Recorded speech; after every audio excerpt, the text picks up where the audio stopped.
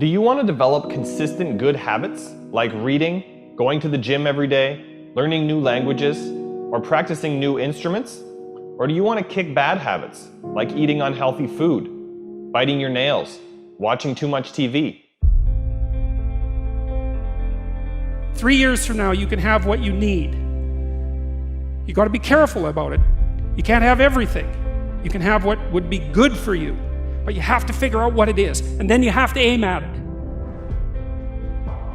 We know that sometimes you can be uncomfortable, but you can be uncomfortable and hopeful rather than uncomfortable and fearful.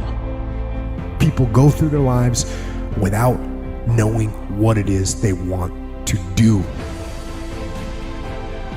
You don't have to be where you think you want to be in order to be happy. You just got to be on the way to where you want to be in order to be happy. You're going to get what you're looking for. So if you're looking for success, you're looking for happiness, you're looking for prospects, you're looking for recruits or clients, I'm telling you, the more you're consciously looking for those things, you're going to see them. When you're looking to win, you're looking for victory. Sit on your bed one day and ask yourself, what remarkably stupid things am I doing on a regular basis to absolutely screw up my life? And if you actually ask that question, but you have to want to know the answer, right? Because that's actually what asking the question means. It doesn't mean just mouthing the words. It means you have to decide that you want to know. And so be very careful what you set your mind towards, what your outcomes are, because you're going to find them. Your mind's powerful. You're powerful. You're more powerful than you think you are. And if you could just get clear on what you're looking for, get super specific with great clarity, great specificity about what it is you want, it's sitting there for you to find if you look for it. The time is now. The time is now to express and for people to believe in themselves. The time is now for it to be okay to be great. Right there and then, you have an opportunity to steer your thoughts and your emotions in the direction that you want them to go, not in the direction that they're telling you to go. In other words, you can literally choose to seize the day, or you can let the day seize you. If you're fearful all the time, your point of attraction is very far from what you really want. If you're ornery all the time, or a lot of the time, your point of attraction is different from what you want. Your emotions are your indicator of what you're doing vibrationally. Have you been listening to us long enough to sort of understand what we mean by that? Don't worry about what needs to be done. Think about who you have to be in order to get it done. Did you ever have a dream that was so big that you thought it was almost impossible to achieve? I've had those dreams. And while not every dream has become a reality, along the way I learned a powerful approach of picturing that has helped me achieve most. Since that day, I've had other dreams, other big dreams. And in each case, I would picture where I wanted to be, and I would visualize what I would be doing and who I would be doing with when I got there. As the saying goes, you can't make a basket if you never take the shot. I knew I would miss the shot sometimes, and the failure would dampen my spirit, but I would be better off for my efforts and I would be okay. People are addicted to all kinds of things, substances, but one of the greatest addictions, or rather the greatest addiction, you never read about it in the papers, because the people who are addicted to it don't know it. It's the addiction to thinking. It's actually addictive. Can't stop thinking. It's like can't stop drinking, can't stop smoking, can't stop eating, can't stop thinking.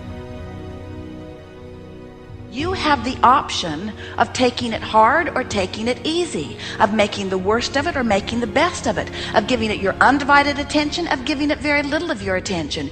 You have more control over your focus than most of you have been exercising. And when you begin caring about how you feel more than everything else put together, so that you exercise your ability to focus upon things that do feel good, you begin to discover that in every particle of the universe there is that which is wanted and lack of it.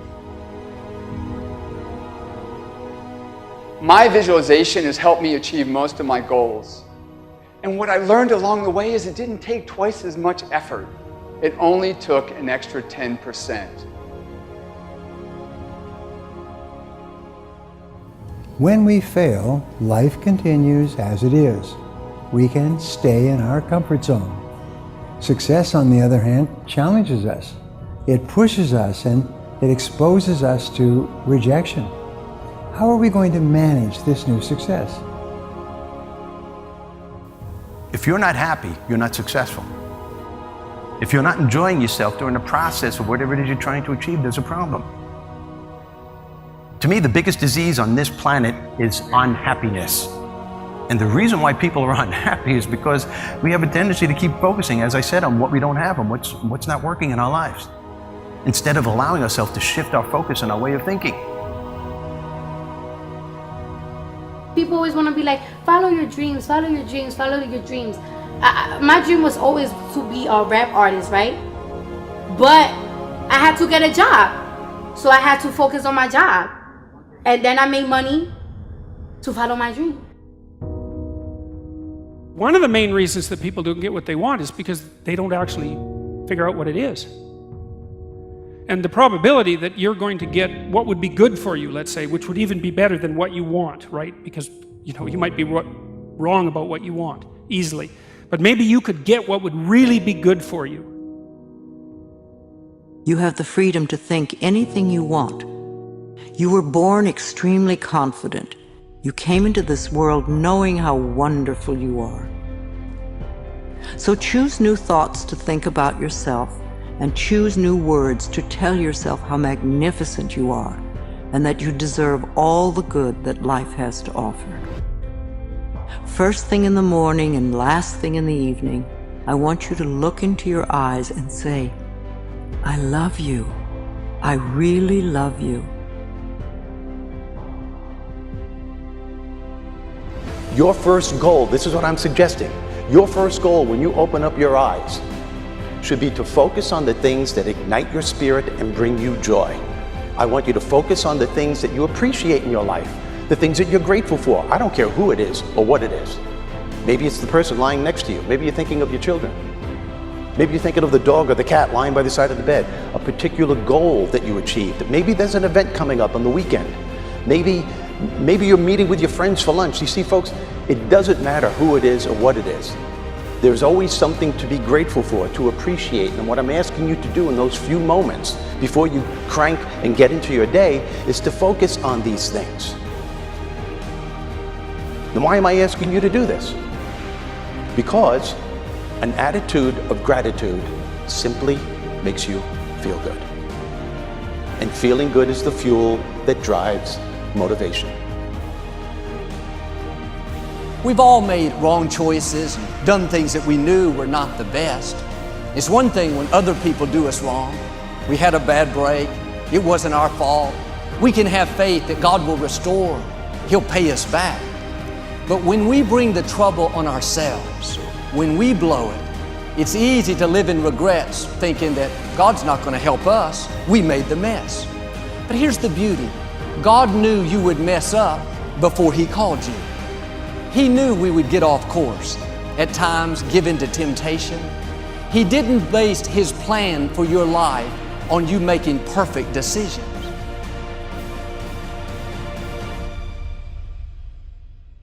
Through success, I represent the possibility of what you can achieve and what you can do with your life and your career. Other people's success represents the possibility of what you can do. Those are the records that you can sell. Those are the type of tours that you can do. Those are the kind of songs that you can produce and the songs that you can write. Those are the millions of dollars that you can get, or billions. Those are the type of architectural drawings and buildings that you can build. Those are the type of books that you can sell. Everybody else's success represents the possibility of what you could do.